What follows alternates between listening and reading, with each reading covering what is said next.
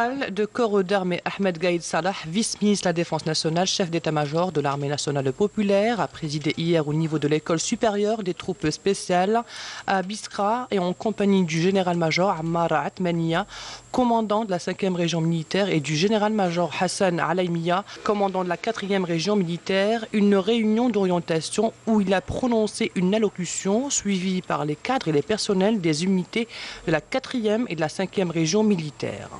au terme de laquelle il a réitéré son engagement à accompagner le peuple et les institutions de l'État dans cette phase décisive de l'histoire de notre pays.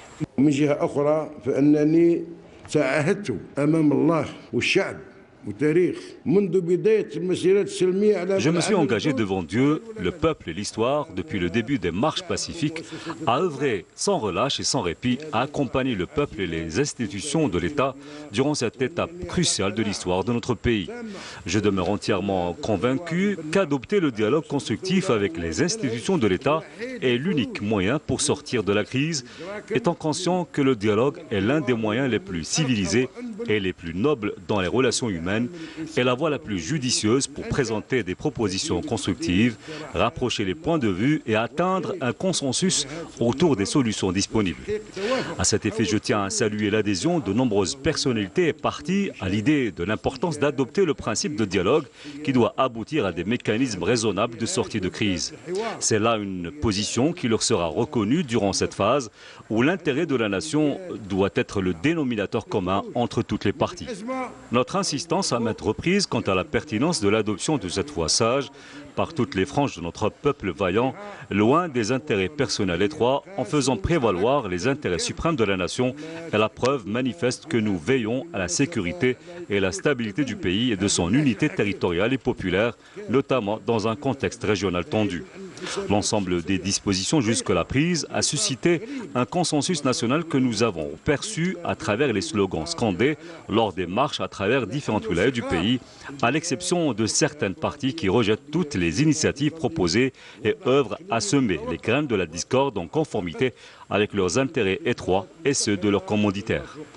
Les intentions malveillantes de ces partis ont été démasquées et dénoncées par les différentes franges du peuple qui ont fait preuve d'une conscience nationale exceptionnelle et authentique dans la mesure où elles ont rejeté leurs thèses visant à porter atteinte à la crédibilité et aux efforts des institutions de l'État à dégager et trouver des sorties de crise pacifiques. En conséquence, il y a lieu de s'armer de prudence pour ne pas tomber dans le piège visant à perturber les manifestations pacifiques et les dévier de leur objectif par des agissements hostiles à la patrie, à son intégrité territoriale ainsi qu'à exploiter ces manifestations afin de porter atteinte à la sécurité nationale du pays et mettre en danger son unité nationale.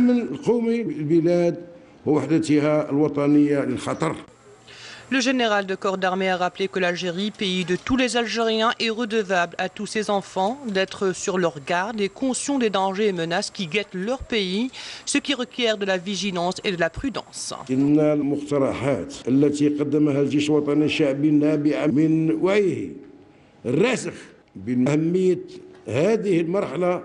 Les propositions de l'armée nationale populaire découlent de sa conscience quant à l'importance de cette phase dans l'histoire du pays et la responsabilité historique qui lui échoit, ainsi qu'à tous les Algériens fidèles et dévoués à leur patrie qui ne veulent pas du mal à leur pays.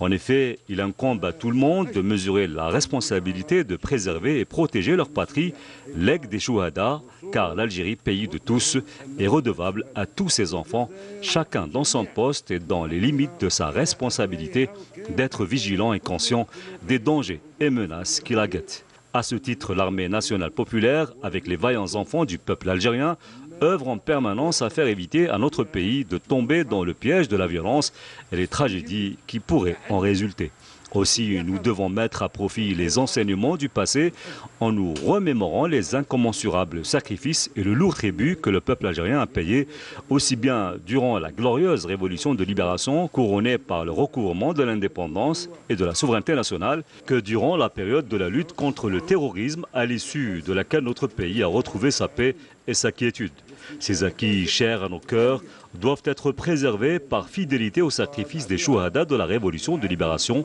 et des martyrs du devoir national.